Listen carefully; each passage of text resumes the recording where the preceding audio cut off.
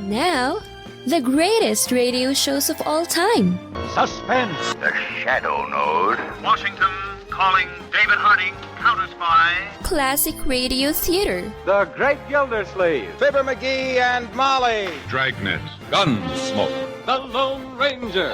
Now, step back into our time machine with your host, Wyatt Cox. Good evening, friends of the Inner Sanctum.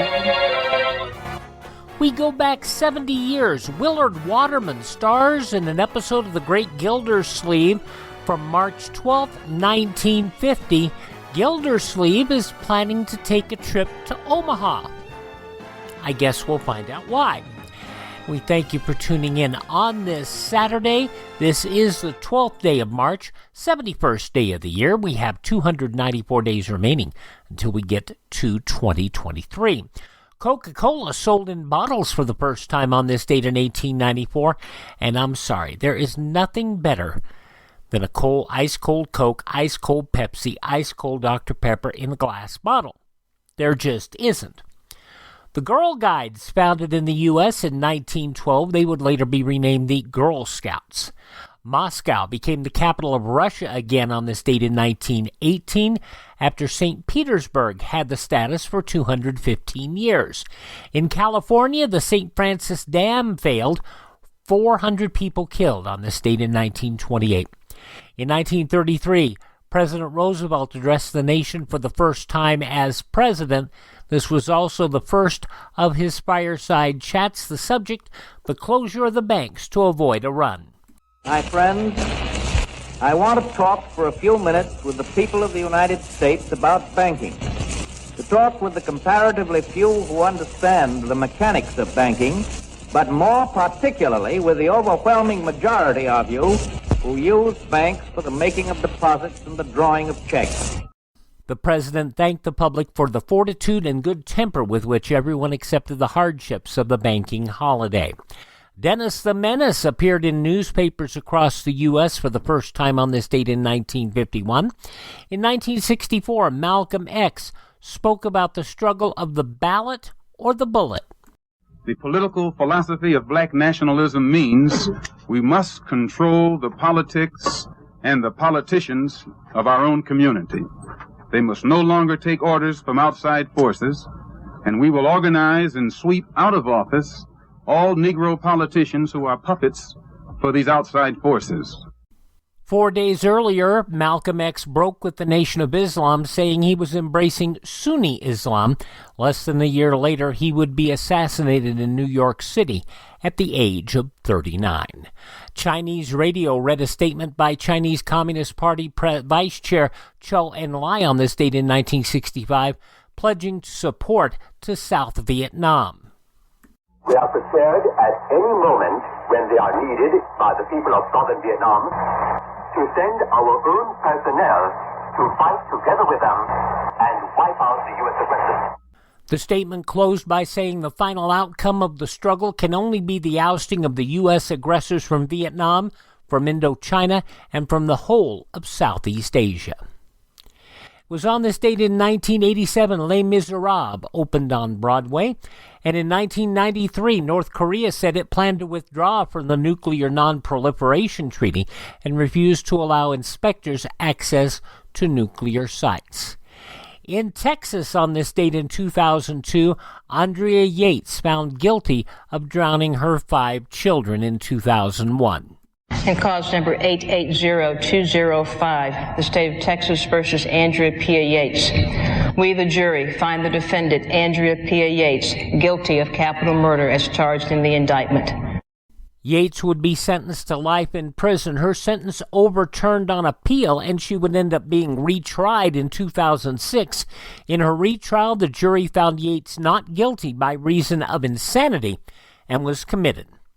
In 2003, Serbian President Zoran Đinđić, a reformer who played a central role in the downfall of former Yugoslavian President Slobodan Milosevic in October 2000, was shot to death outside the main government building in Belgrade, Yugoslavia.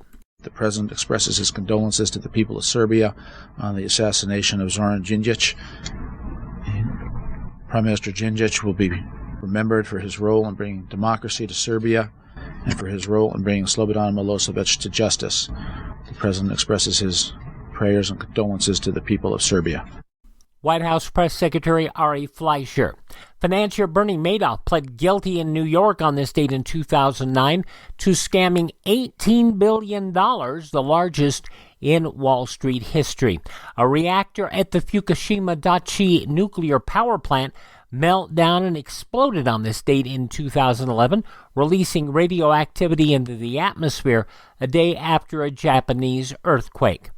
An explosion in the New York City neighborhood of East Harlem killed 8 and injured 70 on this date in 2014. Passing away on this date in history, entrepreneur engineer George Westinghouse, jazz saxophonist Charlie Parker, conductor Eugene Ormandy, actor Maurice Evans, thank heaven for little girls, violinist Yehuti Menuhin, Morton Downey Jr., the television talk show host, Joe Morello of the Dave Brubeck Quartet, the founder of Mr. Coffee, Samuel Glazier, and Las Vegas businessman Jackie Gahn. And you'll still see his El Cortez, pretty much as the way Jackie Gahn ran it to this date in downtown Las Vegas.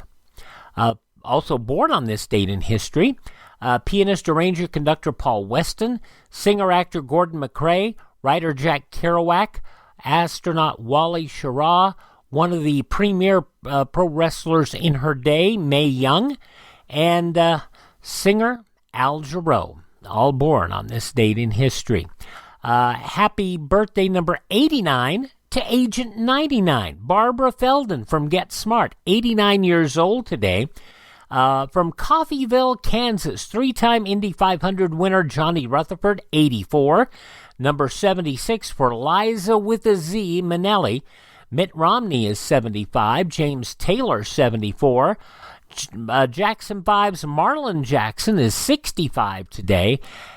Hank Williams Sr.'s granddaughter, Hank Jr.'s daughter, Holly Williams, 41 years old. From Blind Spot, Jamie Alexander is 38, and from The Ghost Whisperer, Tyler Patrick Jones is 28. Those just a few of the people who celebrate the 12th day of March as their birthday, and if this happens to be your birthday... Hi, we're the 4 freshmen, and we just want to say, Happy birthday to you! From 70 years ago, March 12, 1952, Willard Waterman is the Great Gildersleeve on this Saturday Classic Radio Theater on your favorite station. Here's some great news. If you missed the deadline to sign up for health insurance, or if you just have a plan you're not happy with, you still have a choice. It's called MediShare. There are hundreds of thousands of members, and they love it. MediShare has a 98% customer satisfaction rating, and this is obviously huge. The typical family saves around $6,000 a year switching to MediShare. Find out more. They're great to talk to. 833-34-BIBLE. That's 833-34-BIBLE. You've heard us talk about the luxurious Giza Dream sheets from MyPillow. Well, now they're on sale, 60% off as low as $39.99. Lots of other overstock items and a free copy of Mike Lindell's book, What Are the Odds from Crack Addict to CEO, with any purchase, but you've got to use my promo code USA. Go to MyPillow.com, the Radio Listener Square, use my promo code USA, or call 1-800-951-8175. Now on Classic Radio Theater with Wyatt Cox, we go back 70 years on this Saturday to March 12, 1952, an episode of The Great Gildersleeve starring Willard Waterman and the train trip to Omaha. The Kraft Foods Company presents Willard Waterman as the Great Gildersleeve.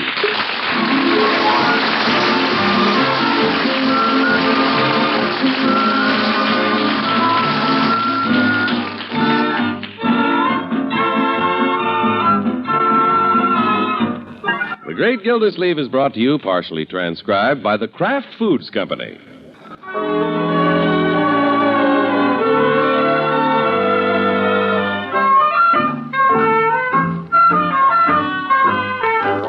Well, it's Friday afternoon in Summerfield. School is out, and the Great Gildersleeve's nephew, Leroy, is heading for home.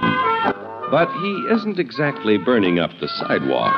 He seems to be puzzled about something. He walks a few steps. Then he stops. There's something going on. He walks a little further. And then he stops. I can tell when Unc's trying to pull something. I can see through him like a book. Now, as he walks on, his nose lifts to the wind. Like a beagle, he catches a scent. And there he goes. Up the walk. Down the driveway. Up the back steps.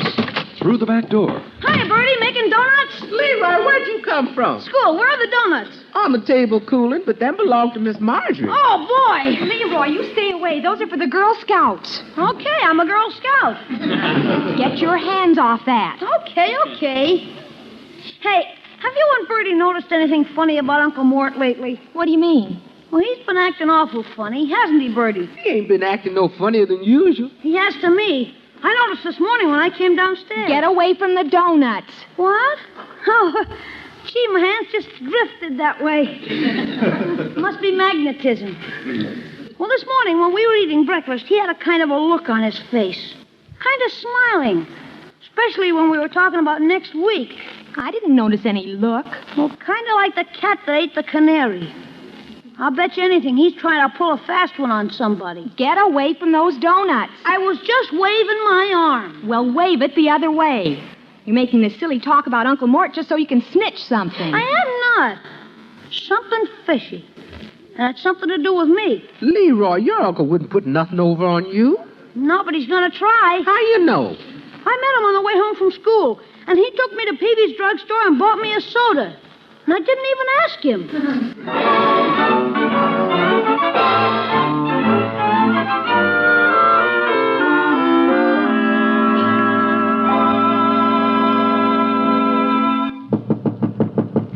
Hurry up, Judge. Answer the door. Pokey old goat. Who's there? Don't glare at me through that peephole, Judge. Is that you, Gilder? Do I look like Eisenhower? Let me in. Come in, Gilder. I couldn't tell who it was at first. You had the end of your cigar in the peephole. All right, Judge. I thought at first the front porch was on fire. I can't stay, Judge. I'm on my way home. Stopped in to see if I could borrow your big suitcase. You know, the one with the Palm Beach stickers on it. Oh, certainly. Now, where is that big suitcase? Do you have it? If I had it, I wouldn't be here to borrow it. Oh, that's right. I recall now. I loaned it to Miss Matterhorn last June when she drove to Duluth. But I can get it for you, Gildy. Oh, that's fine, Judge. Can I have it soon? I'll bring it by first thing in the morning. Where are you going? Well, keep this under your hat.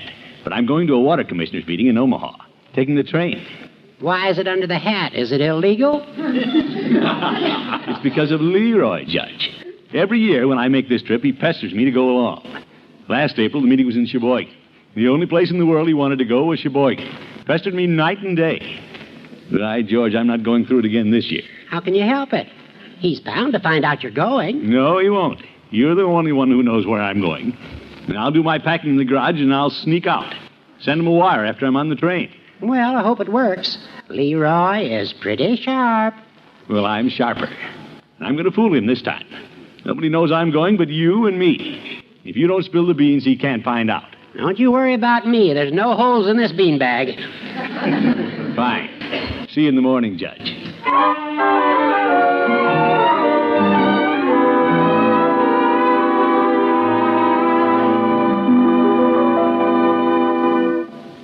Say, it's after 9 o'clock, Leroy.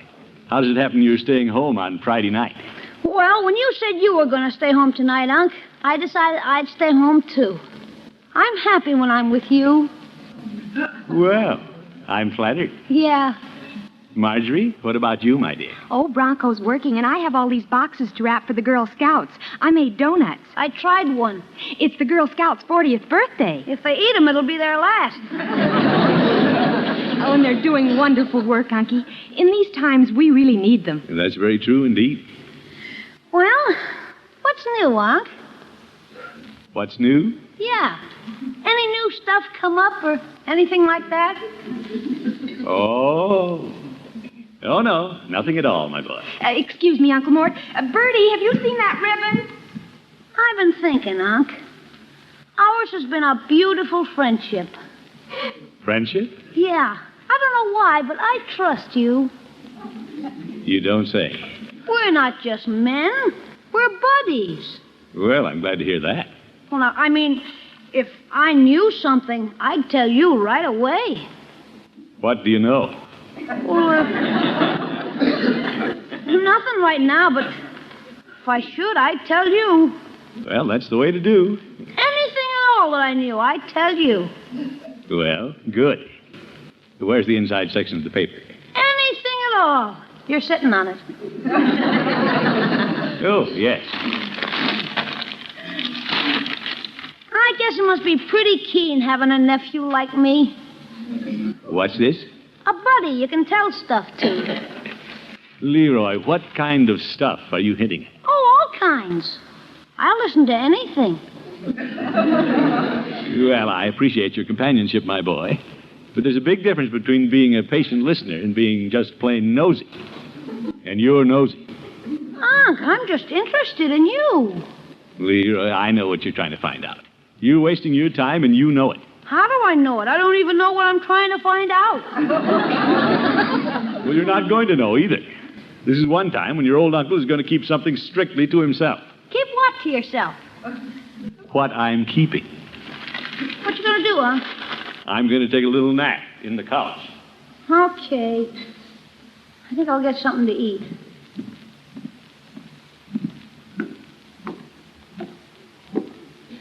Hi, Bertie. What you doing? Well, if this kitchen was a boat and this ironing board was the rail, I'd be sailing to Honolulu. But the way it is, I'm just pressing your uncle's pants. Oh, boy.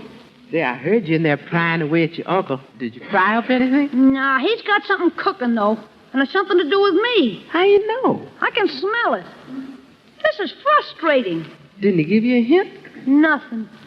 Well, I was reading in the digest there about how some folks will talk in their sleep.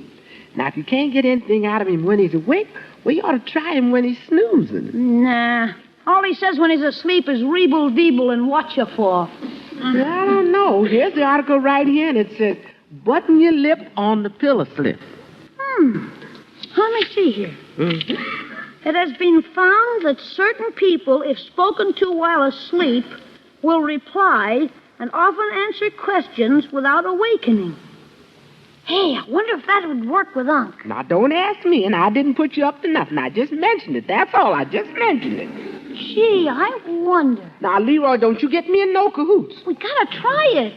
We don't have to try nothing. Don't you get me in no cahoots. What are you scared of? I ain't scared of nothing. Don't you get me in no cahoots. Well, I'm going in and see if he's asleep.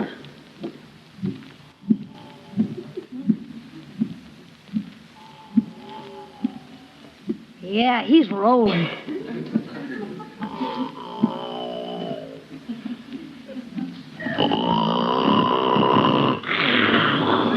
Oh, brother, listen to that. What a sawmill. How can I talk to him with all that racket? Hey, Unc. This could be a pretty dull conversation.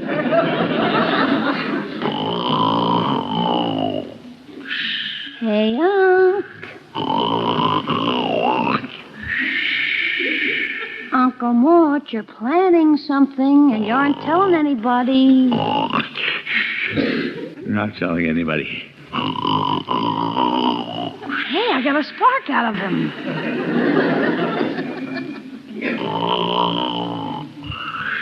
What are you gonna do, Uncle Mort? Did you bet you don't say anything to Leroy. Leroy is a bum. No, he isn't. He's my nephew. He's nosy. I am not. Yes, he is, too. What are you gonna do, Uncle Morris? Just taking the train to the water commissioners meeting. Omaha. Oh, going to Omaha? Gee! Hey, Unc, wake up, huh? Huh? What's this? Wake up, Unc! Leroy? What's the matter? Unc, can I go to Omaha with you? You what? Can I go to Omaha with you? I've never been to Omaha. Can I go? Leroy, who told you I was going to Omaha? Oh, a bird. Bird? Whoosh. He must have been Judge Hooker. He was the only one who knew. Wait till I get my hands in that gabby old goat.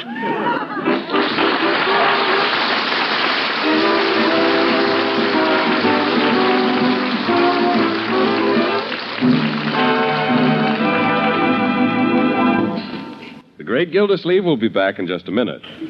We've told the story in the past how Willard Waterman replaced Harold Perry as the Great Gildersleeve when Perry decided to sign a contract with CBS, assuming that NBC would give up Kraft and everything would move over there, and it didn't. But we also found out that Waterman replaced Harold Perry also on an episode of the Tom Mix Ralston Straight Shooters show. So there's more for you. The Great Gildersleeve from March 12th, 1952 on Classic Radio Theater with Wyatt Cox. No offense, but are you a little fat when you look in the mirror? How would you like to learn the secrets to lose 3 to 5 pounds a week easily without joining the gym or going through any crazy diets? It's called Body Sculpt by Med Diet. For the last 2 decades, we've been helping people just like you that have pounds they want to shed. We've helped millions of people lose thousands and thousands of pounds over the years. And now it's your turn. Learn the secrets of how to lose weight with one simple phone call. You'll see an amazing difference in a matter of days. Don't believe us? We'll offer you a money-back guarantee. If you're ready to start losing weight right now, call right now to learn more about your risk-free order to Body Sculpt. Call for your risk-free offer. 800-738-5332. 800-738-5332. 800-738-5332. That's 800-738-5332.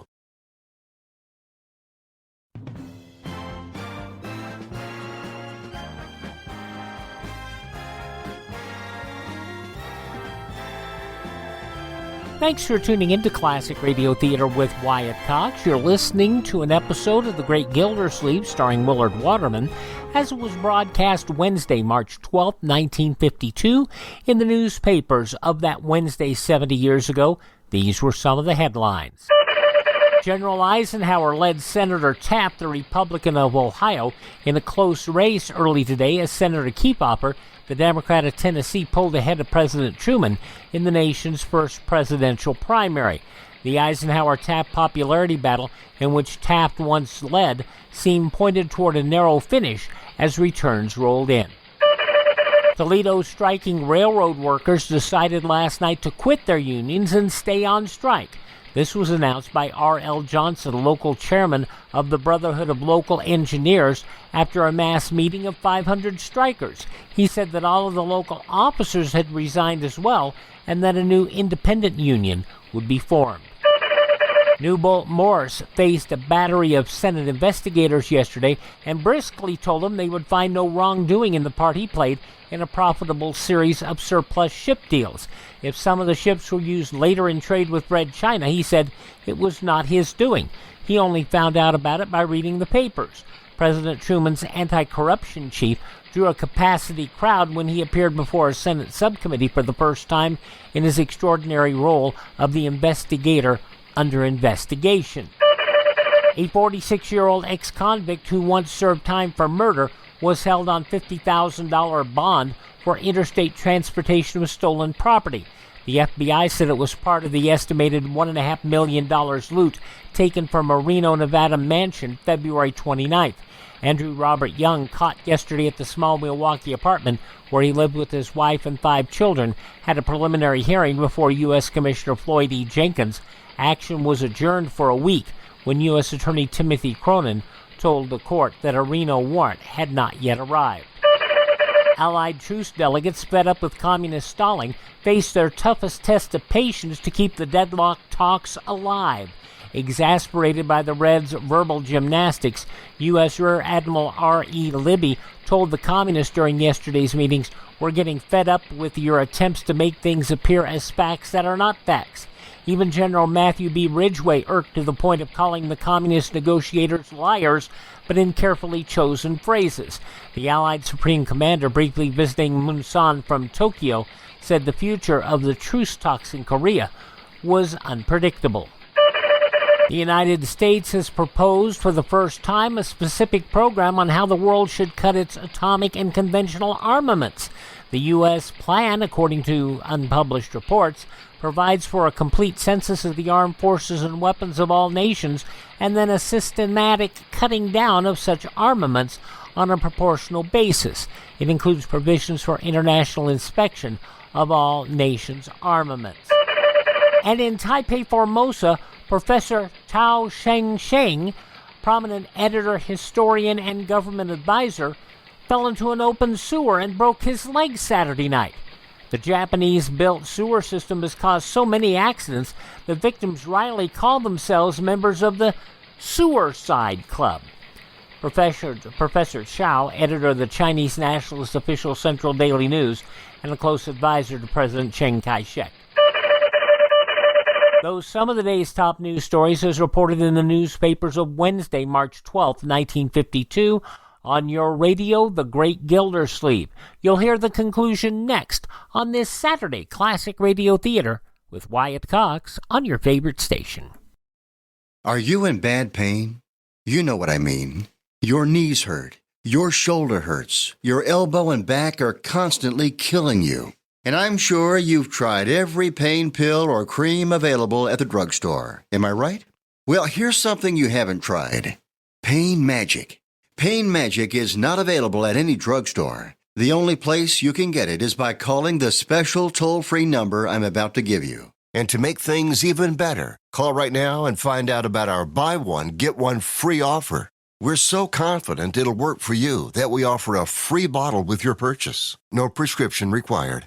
Call now to learn how you can get Pain Magic and get rid of your pain. Remember, your results may vary. 800-492-8164. 800-492-8164. 800-492-8164. That's 800-492-8164. On Sunday's Classic Radio Theater, Jay Jostin stars as Mr. District Attorney in an episode from 76 years ago, March 13th, 1946, The Case of the Deadly Train. Mr. D.A., Harrington, and Miss Miller bring a prisoner back east to testify against a gangster. A hired gunman and his mall plan the murder of the D.A., despite a train wreck. That's coming up on Sunday's Classic Radio Theater. But now the conclusion of The Great Gildersleeve, 70 years ago today, March 12th, 1952.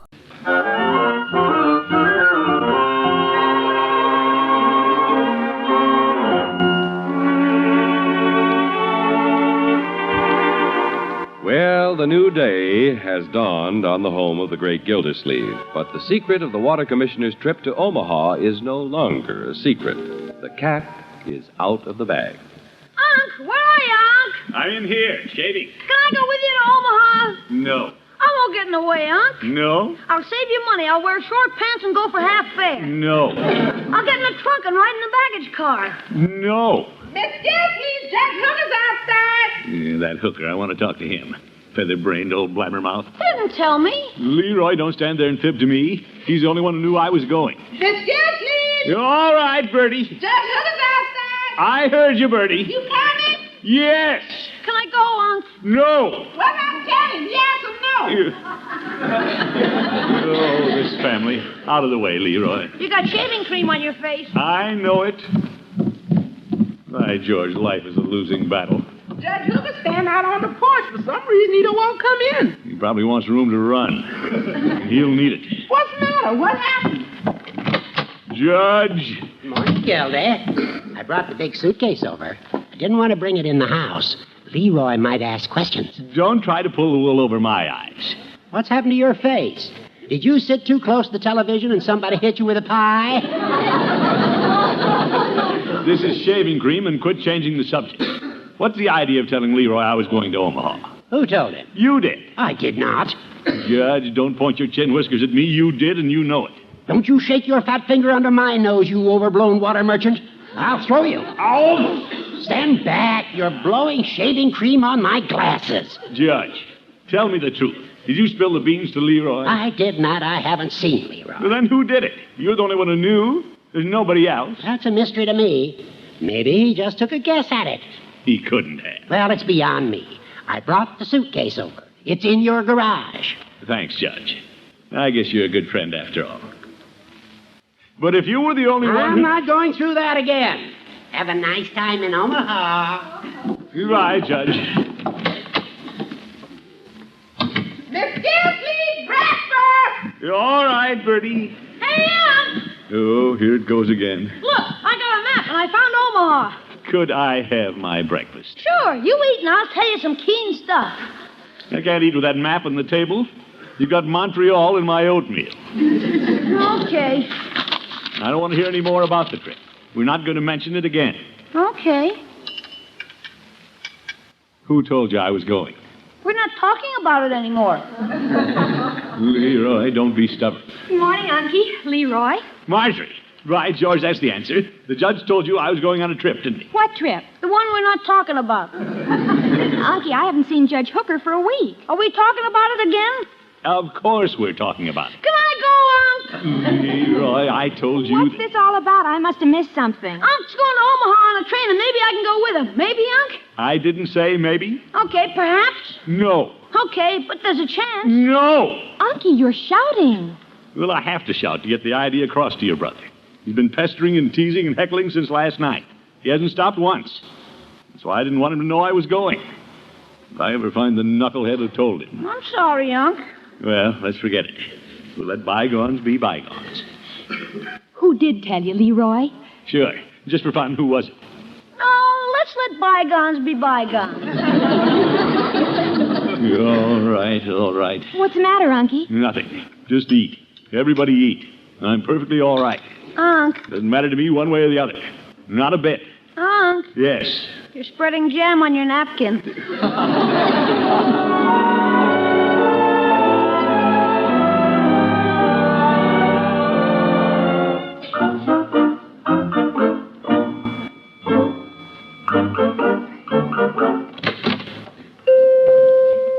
Hello, Peavy. Hello, Mr. Gildersleeve. What can I do for you this morning?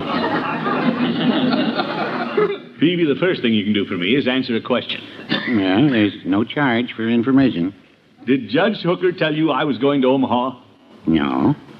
But I recall that he did tell me you were going to Chicago. Chicago? When was this?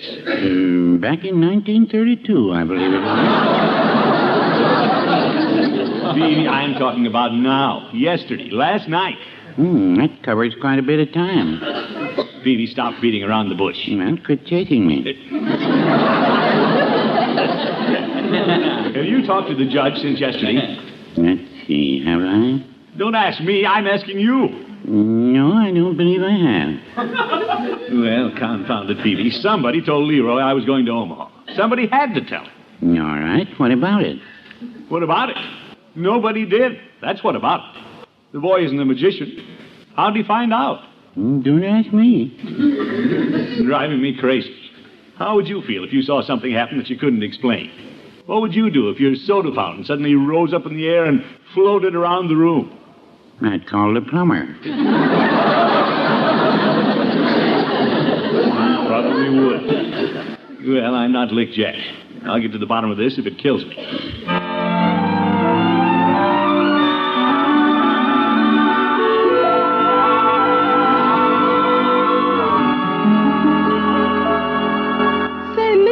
What you doing with that bag? I'm packing some stuff. Where you think you going? I'm going with Unc to Omaha. What you mean? You heard what your uncle said at breakfast. Just give me time. I'm not licked yet. I haven't even started. That you, Unc? Yeah. It's me. Here, Bertie, take the bag. Duck it in the kitchen. There you go. Get me into cahoots again. I don't know why Mr. Gildersleeve got to go to Omaha anyhow. Hi, Unc. Leroy, don't start anything. I'm not starting anything. Well, don't. I just said hi. And don't grin at me either. You're not as smart as you think you are, you know. I know it. I'll find out where you got that information. I have ways, you know. Sure you will. This may seem like a very clever trick to you, but it's very simple to me. I have a few brains, too. Oh, I know. You're one of the smartest men I know. You've lived longer than I have. Well, just don't forget it. You've done a lot of things and been a lot of places and seen a lot of things that I've never seen. I'm just a little kid. I've never been anywhere. Well, you'll have your chance. It's tough, Unc, being a kid. Everybody else gets to do things and go places. Now, Leroy. Other people have money. They can do things. The little kid doesn't have any money. He has to sit and wait for somebody to take him. Don't start that again. I sit here at home day after day. Lonely. You're away at the office. I have nobody to talk to. You do, too. Just women. I want to be with you, Unc. I miss you when you're away. I sit all alone and look at your picture.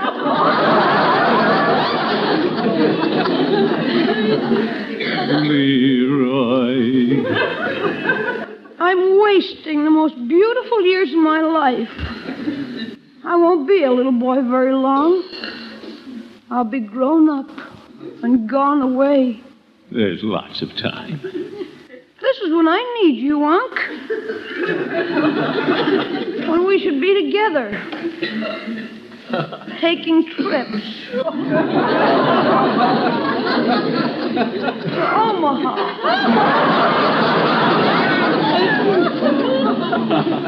What an actor. Leroy, I'll make a deal with you. You will? Can I go? Not so fast. You were pretty slick finding out I was going on this trip.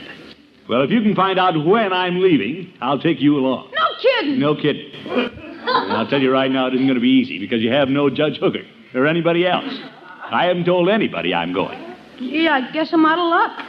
Now, let it be a lesson to you, boy. Hiding things from your old uncle, prying secrets from my friends, bound to catch up with you in the long run. Yeah, you're always so right about everything, Unc. Well, I'm right about most things. Unc, you look kind of tired. Me? I just got up. Your eyes look kind of heavy. Maybe you didn't sleep very well last night. As a matter of fact, I didn't. After you woke me up. Why don't you stretch out on the couch, Unc? Sure looks comfortable, doesn't it? Leroy, stop pushing. Well, I want you to protect your health. You're the only uncle I have. Well, nice of you to take such an interest, my boy.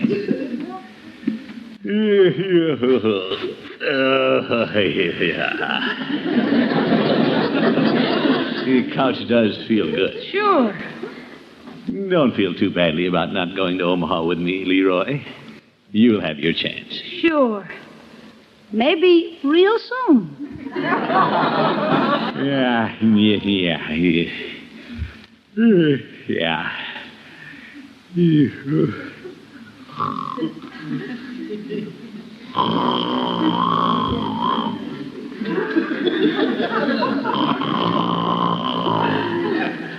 Unc.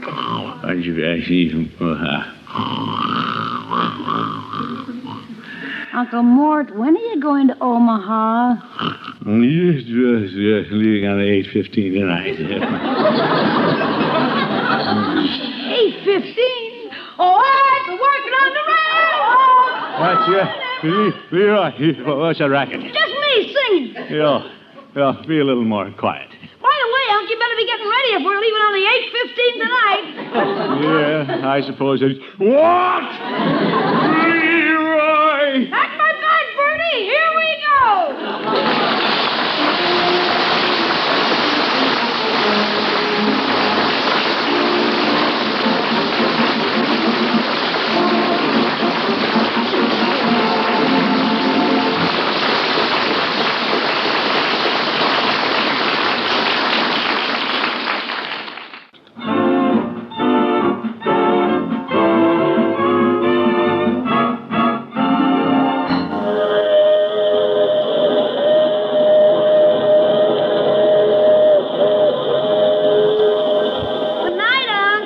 Good night, my boy.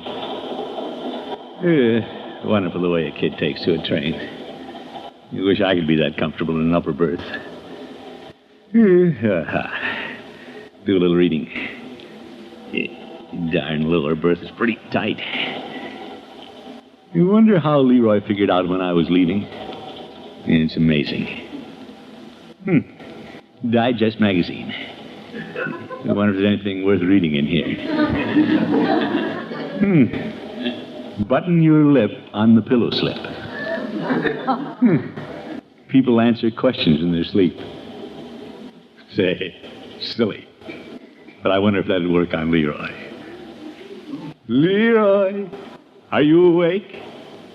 He's asleep. Get this darn ladder over.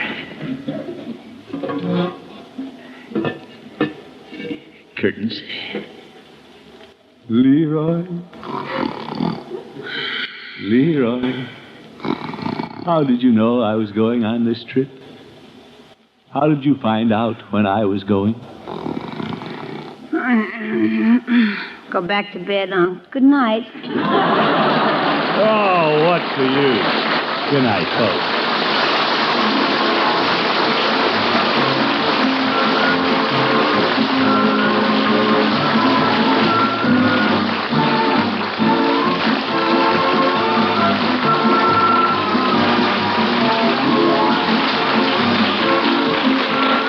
The Great Gildersleeve is played by Willard Waterman. The show is written by John Elliott and Andy White and is partially transcribed.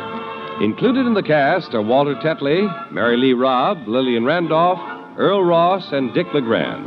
Musical compositions by Jack Meakin. This is John Heaston saying goodnight for the Kraft Foods Company, makers of the famous line of Kraft quality food products. Be sure to listen in next Wednesday and every Wednesday for the further adventures of the Great Gildersleeve. From March 12, 1952, The Great Gildersleeve on Classic Radio Theater with Wyatt Cox. Although the show continued well on into the run of Waterman, the show did not last a lot. Did run through 1957, although it made a lot of changes, as so many shows did, in that 1954 to 1957 time period. Thanks for tuning in to Classic Radio Theater with Wyatt Cox here on your favorite station. Do me a favor and thank this radio station and support their advertisers. It is their kindness and courtesy that allows us to be with you each and every Saturday we're here on your station. Also, visit my webpage, classicradio.stream, where you can learn more about building a classic radio collection of your own. You can also contact me there, get all of our social media links, and you can also contact me. And you can also hear our shows on demand, not only through classicradio.stream, but also through iHeartRadio, Spotify, Spreaker, TuneIn, Apple Podcasts, Google Podcasts, and Amazon. Just search for Classic Radio Theater with Wyatt Cox. If you miss a day, you do not have to miss a single show. Have yourself a great day. Tell all your friends the great radio shows are right here at this spot on the dial. Classic Radio Theater with Wyatt Cox on your favorite radio station.